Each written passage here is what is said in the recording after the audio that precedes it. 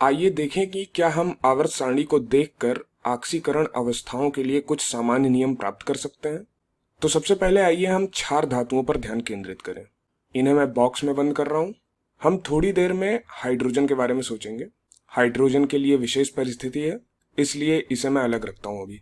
लेकिन यदि हम क्षार धातुओं अर्थात समूह 1 के तत्वों को देखें, हम पहले ही इस तथ्य पर चर्चा कर चुके हैं कि ये बहुत अधिक विद्युत ऋणात्मक नहीं है।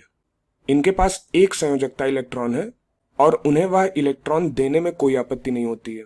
ये वास्तव में आयनिक आबंध बनाने के लिए बहुत अच्छे उम्मीदवार हैं और इसलिए यह बहुत सामान्य बात है कि जब ये अणु में होते हैं, जब ये आबंध बनाते हैं, तो ये वह तत्व हैं जो ऑक्सीकृत होते हैं।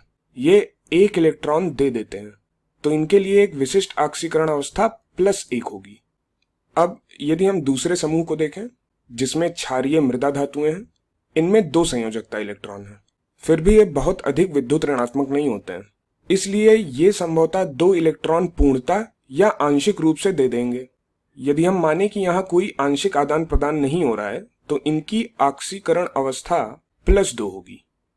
एक काल्पनिक आयनिक आबंध की स्थिति में ये 2 इलेक्ट्रॉन देने की अधिक संभावना रखते हैं, क्योंकि ये बहुत अधिक विद्युत ऋणात्मक नहीं है और उनके संयोजकता इलेक्ट्रॉनों की संख्या 8 तक पहुंचने में बहुत मेहनत करनी पड़ेगी।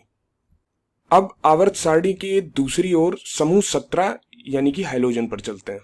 यहाँ पर जो हैलोजन है वे काफी विद्युत ऋणात्मक हैं और आवर्त सारणी के दाईं ओर स्थित हैं।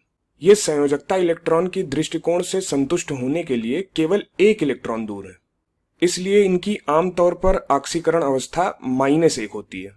मैं बार बार सामान्यतः या फिर आमतौर पर यही कहता रहता हूं, क्योंकि हमेशा ऐसा नहीं होता, क्योंकि कुछ अन्य चीजें भी हो सकती हैं, लेकिन यह एक सामान्य नियम है। एक आम तौर पर हम कह सकते हैं कि इनकी ऑक्सीकरण अवस्था -1 होती है, यानी कि ये संभवतः एक इलेक्ट्रॉन प्राप्त करना चाहेंगे।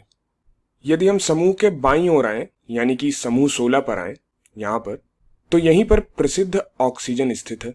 हम पहले ही कह चुके हैं कि किसी चीज का ऑक्सीकरण करना मतलब उसके साथ वही करना है जो कि ऑक्सीजन करता है, अर्थात तत्व के इलेक्ट्रॉनों को उससे दूर ले जाना ही उसका ऑक्सीकरण है। इसलिए ये समूह आमतौर पर ऑक्सीकृत होते हैं और ऑक्सीजन एक बहुत अच्छा ऑक्सीकरण एजेंट है। या इसे दूसरे तरीके से सोचने पर यह लगता है कि ऑक्सीजन सामान्यतः इलेक्ट्रॉनों को ले लेता है और इस समूह के सदस्य सामान्यतः 2 इलेक्ट्रॉनों को प्राप्त करना पसंद करते हैं, इसलिए इनकी ऑक्सीकरण अवस्था -2 होती है। सामान्य रूप से, आमतौर पर, हमेशा नहीं, लेकिन एक आम तौर पर बोलें तो इनकी ऑक्सीकरण अवस्था -2 होती है।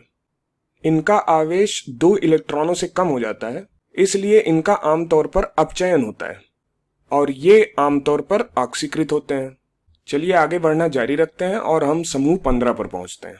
यहाँ पर अब समूह 15 के तत्वों की ओर जाएं तो सामान्य ऑक्सीकरण अवस्था इनकी ऋणात्मक 3 है, यानी कि -3 है। और इस प्रकार यहाँ पर आपको एक ट्रेंड यानी कि प्रवृत्ति देखने को मिल रही है। एक सामान्य प्रवृत्ति यानी कि जनरल ट्रेंड देखने को मिल रहा है। और ये सामान्य प्रवृत्ति यानी कि जनरल ट्रेंड यहाँ कोई कठोर नियम भी नहीं है। यहाँ तक कि छोर वाले समूहों के लिए भी ये कोई कठोर नियम नहीं है। लेकिन जैसे जैसे आप आवर्त सारणी के मध्य के करीब पहुंचते हैं, आपको इन विशिष्ट ऑक्सीकरण अवस्थाओं में अधिक भिन्नता देखने को मिलती है। अब जैसा कि मैंने बताया कि मैंने हाइड्रोजन को अलग रखा है, क्योंकि यदि आप वास्तव में इसके बारे में सोचें तो हाँ, हाइड्रोजन में केवल एक इलेक्ट्रॉन होता है। इसलिए आप कह सकते हैं कि शायद यह 0 इलेक्ट्रॉन प्राप्त करने के लिए उस एक इलेक्ट्रॉन को त्यागना चाहता है। तो यह हाइड्रोजन के लिए एक उचित विन्यास हो सकता है, लेकिन आप हाइड्रोजन को हाइलोजन की तरह भी देख सकते हैं।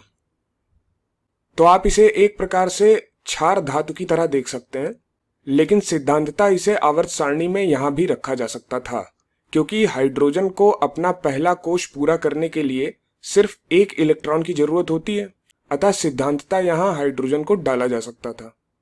इसलिए हाइड्रोजन की ऑक्सीकरण अवस्था सामान्यतः +-1 हो सकती है, मतलब +1 भी हो सकती है, -1 भी हो सकती है।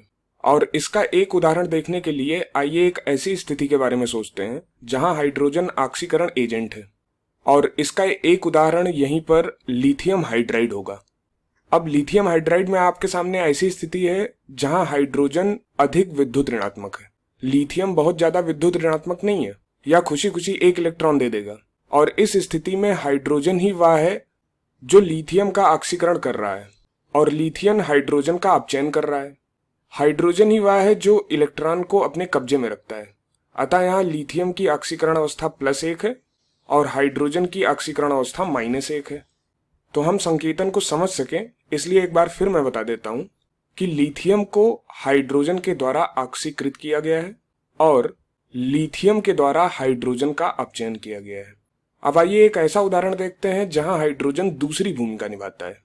आइए हाइड्रोक्साइड के बारे में सोचते हैं।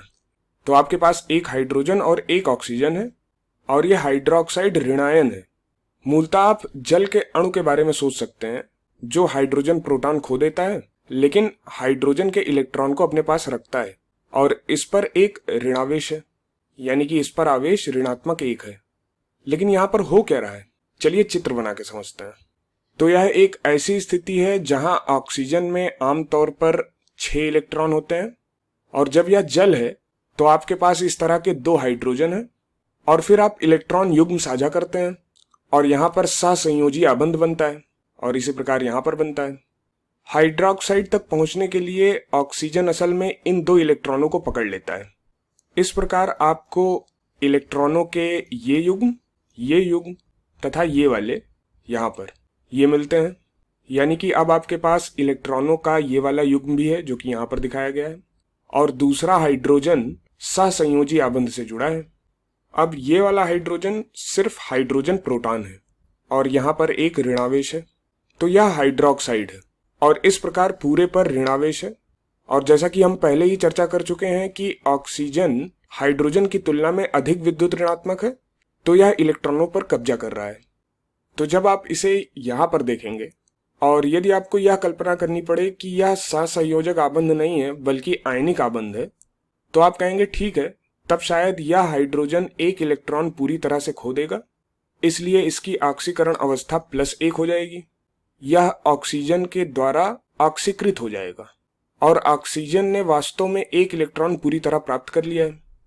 तो ऑक्सीजन ने यहाँ पर एक इलेक्ट्रॉन प्राप्त कर लिया है और आप कह सकते हैं कि ठीक है, अगर हमें यह सोचने पर मजबूर किया जाए कि यह एक आयनिक आबंध है तो हम कहेंगे कि यह पूरी तरह से 2 इलेक्ट्रॉन प्राप्त करता है। अतः हमारे पास -2 की ऑक्सीकरण अवस्था होगी, यानी कि यहाँ पर ऑक्सीजन की ऑक्सीकरण अवस्था -2 होगी। यहाँ संकेतन की बात करें तो ऑक्सीकरण अवस्थाओं को दर्शाने के लिए ऊपर में पहले अंक लिखते हैं, उसके बाद चिन्ह लगाते हैं।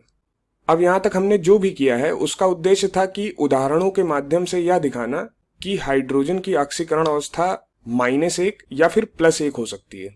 लेकिन यहाँ एक और रोचक बात है, ध्यान दें, यहाँ एक अणु के प्रत्येक परमाणु की ऑक्सीकरण अवस्थाओं का योग उस अणु के संपूर्ण आवेश के बराबर है।